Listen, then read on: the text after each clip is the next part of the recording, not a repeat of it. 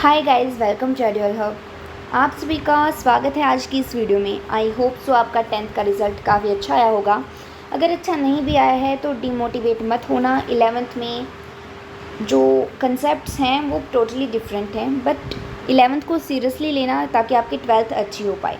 तो बिना देरी किए स्टार्ट करते हैं हमारा first chapter of chemistry, that is some basic concepts of chemistry.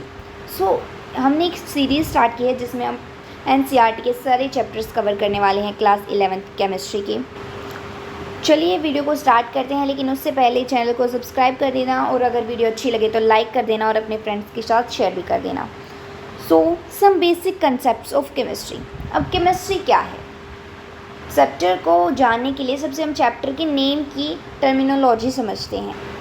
So chemistry क्या है? केमिस्ट्री साइंस की एक ब्रांच है। अब साइंस क्या है?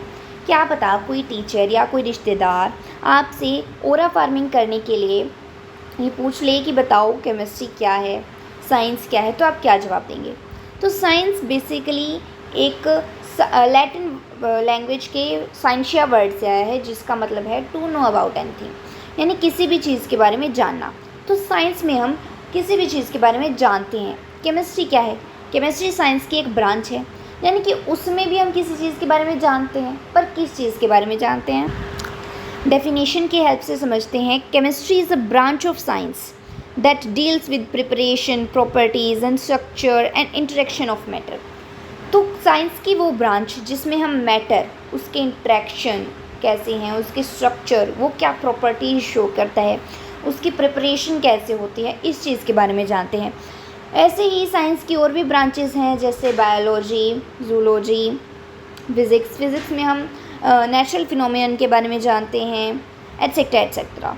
सो ये डेफिनेशन आपको इतनी पूछी नहीं जाती है, लेकिन कोई रिलेटिव या कोई टीचर पूछ सकता है वैसे ही फद्दू बनाने के लिए, तो आप ये पढ़ सकते हैं। केमिस्ट्री की इम्पोर्टेंस ये कभी कभी आ जाती है, बहुत कम चांसेस है ये क्वेश्चंस आने के, बट हमें क्या है, हमें करना है चैप्टर। सो ये जो केमिस्ट्री की प्रिंसिपल्स हैं वो कहाँ कहाँ यूज़ होते हैं? सबसे पहला manufacture of soaps, detergents, industrial material, ये जो सब चीज़ें हैं ये बनती हैं। डिटरमाइनिंग वेदर पैटर्न्स, जो आप मौसम विभाग वाला जो फ़ोन में देखते हैं, जो रेडियो या टीवी पर आता है, वो भी हमें केमिस्ट्री की हेल्प से पता चलता है। जो हम खेतों में पेस्टिसाइड्स, इंसेक्टिसाइड्स और वीडिसाइड्स डालते हैं, ये भी केमिस्ट्री की हेल्प से मैन्युफैक्चर होते हैं। जो आप दवाइयाँ खा रहे हैं वो भी केमिस्ट्री की हेल्प से मैन्युफैक्चर हुई हैं। जैसे ये कुछ ड्रग्स हैं जो कि आपको 1 मार्कर में क्वेश्चन पूछा जा सकता है। जो मेडिसिन्स हैं जैसे सिस्प्लेटिन एंड टॉक्सोल, उन्हें कैंसर थेरेपी के लिए यूज़ किया जाता है। और AZT जो है एज़िडोथाइमाइडाइन, उस ड्रग को हम एड्स प्रिवेंट करने के लिए यूज़ करते हैं। कमेंट्स में आप एड्स की फुल फॉर्म ज़रूर बता के जाना। तो इन पॉइंट से हमें ये पता चलता है कि जो हम आज तक ये रो रहे थे कि ये साइंस क्यों है, केमिस्ट्री क्यों है, हमें क्यों पढ़ना है, तो उसका रीज़न हमें पता चल गया है कि इम्पोर्टेंस क्या है इस चीज़ की। अब अगर आपने 10th नहीं पढ़ी है, 9th नहीं पढ़ी है, तो आप पूछेंगे व्हाट इज़ मैटर। तो मैटर के बारे में जानते हैं। As I have told you earlier कि 10th और 9th अगर आपने नहीं पढ़ी है तो भी आप 11th पढ़ सकते हैं, तो डोंट वरी अबाउट दैट। तो मैटर क्या है? Anything that has mass and volume and can be perceived by one or more of our basic senses is called matter.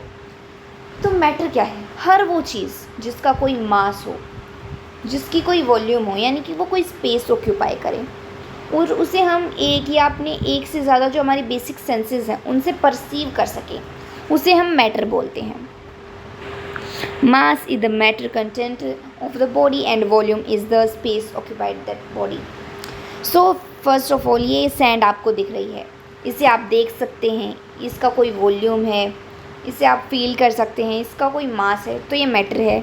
Ice cubes matter हैं, एयर मैटर है, उसे आप देख नहीं सकते पर उन्हें आप फील कर सकते हैं, उसका कोई मास है, उसकी कोई वॉल्यूम है।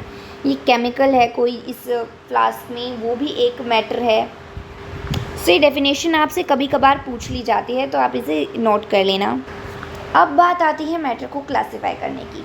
तो मैटर को हम 3 स्टेट्स में क्लासिफाई करते हैं फिज़िकली, जो कि है solid, liquid and gas.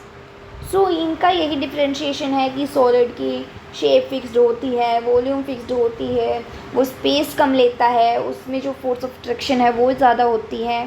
Liquids में क्या है, अनफिक्स्ड शेप है पर वॉल्यूम सेम है, फिक्स्ड है।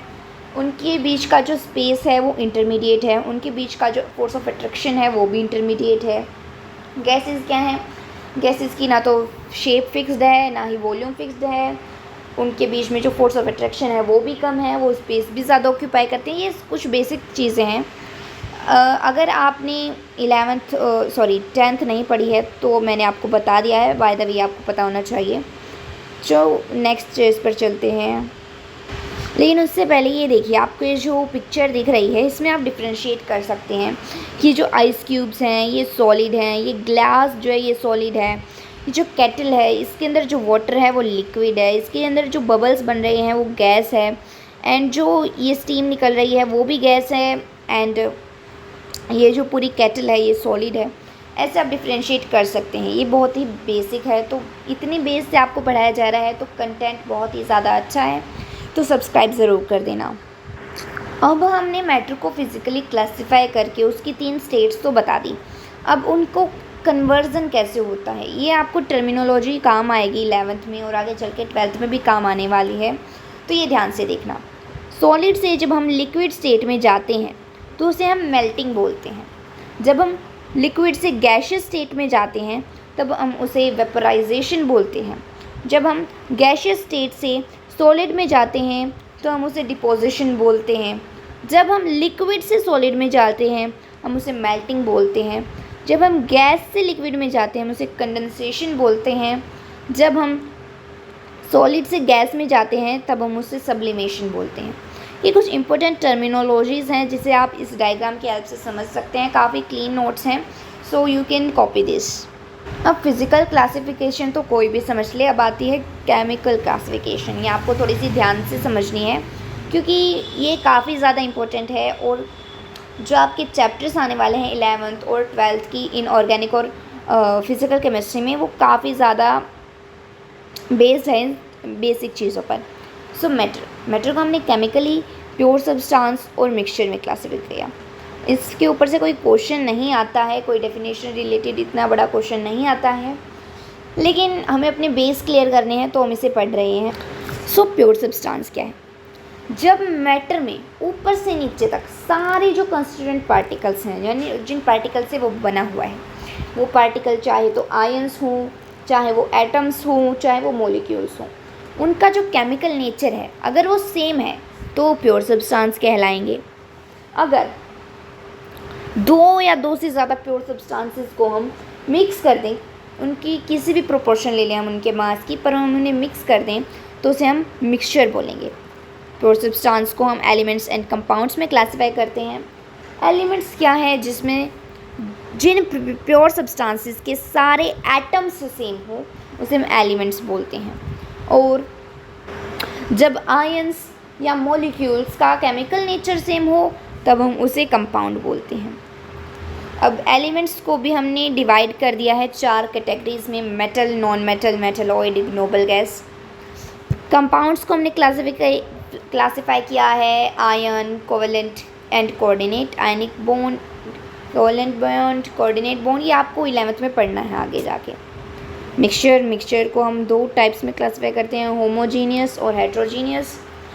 होमोजीनियस वो है जिसमें यूनिफॉर्म कंपोजिशन हो, यानी वो 1 फेज़ में ही एग्जिस्ट करें, उनकी जो बाउंड्रीज हैं वो विजिबल ना हो और उन्हें हम सेपरेट ना कर पाएँ किसी फिज़िकल मीन्स से। हेट्रोजीनियस वो है जिनकी जो कंपोजिशन है वो नॉन यूनिफॉर्म हो, वो एक से ज़्यादा फेज़ में एग्जिस्ट करें, उनकी बाउंड्रीज़ को हम देख पाएँ और उनको हम सेपरेट भी कर पाएँ। होमोजीनियस मिक्सचर का एग्जांपल बहुत ही सिंपल है, sugar in water, salt in water. Heterogeneous का soil in water, sand in water. ये एक बहुत ही ज़्यादा कॉमन एग्जांपल्स हैं। अब बात करते हैं फिज़िकल प्रॉपर्टीज़ की। मैटर की फ़िज़िकल प्रॉपर्टीज़ क्या हैं? तो वो प्रॉपर्टीज़ जिन्हें हम मेज़र कर सकें या फिर जिन्हें हम ऑब्ज़र्व कर सकें, उस चीज़ की आइडेंटिटी या उसकी जो कंपोजिशन है, उसकी जो पहचान है, उसके जो स्टेट है, उसकी ओरिजिनल स्टेट है, उसको हम चेंज किए बिना जब हम ऑब्ज़र्व कर पाएँ उन प्रॉपर्टीज़ को तो हम उन्हें फ़िज़िकल प्रॉपर्टीज़ बोलते हैं। अब फिज़िकल क्वांटिटी क्या है, ये आपको फिज़िक्स के चैप्टर 1 में भी देखने को मिलेगा। Quantities that can be measured are called physical quantities, जिन्हें मेज़र कर सकें उन्हें फिज़िकल क्वांटिटी बोलते हैं। अब जिन्हें हम मेज़र कर सकें वो क्या होती हैं, क्वांटिटेटिव प्रॉपर्टीज़, और जिन्हें हम ऑब्ज़र्व कर सकें वो क्या होती हैं, क्वालिटेटिव प्रॉपर्टीज़। ये एक बेसिक सी टर्मिनोलॉजी है। Physical quantity is equal to n u. N क्या है, यहाँ पर एन मैग्नीट्यूड को शो करता है, एक न्यूमेरिकल वैल्यू को शो करता है, एंड यू यूनिट को शो करता है। यूनिट क्या है ये आप फिज़िक्स के चैप्टर 1 में समझने वाले हैं। ये एक आर्बिट्रेरी स्टैंडर्ड है जिसे हमने डिसाइड कर लिया है ताकि हम अलग अलग फिज़िकल क्वांटिटीज़ को मेज़र कर पाएँ। P Q is the short form for physical quantity. कुछ सिस्टम ऑफ यूनिट्स बनाए गए फिर ताकि हमें एक यूनिफॉर्म मेजरिंग सिस्टम मिल सके, ताकि एक देश में कुछ और चीज़ में हम नाप रहे हैं, किसी देश में कुछ और माप रहे हैं, तो इनकन्वीनियंस हो गई थी, इसलिए हमने फॉर आवर कन्वीनियंस हमने सिस्टम ऑफ यूनिट्स को डेवलप किया। सीजीएस सिस्टम जो है उसे फ्रांस में बनाया गया था, फॉर योर काइंड इन्फॉर्मेशन। इसमें हम लेंथ को सेंटीमीटर में मेज़र करते हैं, मास को ग्राम्स में मेज़र करते हैं, टाइम को हम सेकंड्स में मेज़र करते हैं। एफपीएस यानी कि फुट, पाउंड एंड सेकंड, ये एक शॉर्ट फॉर्म है।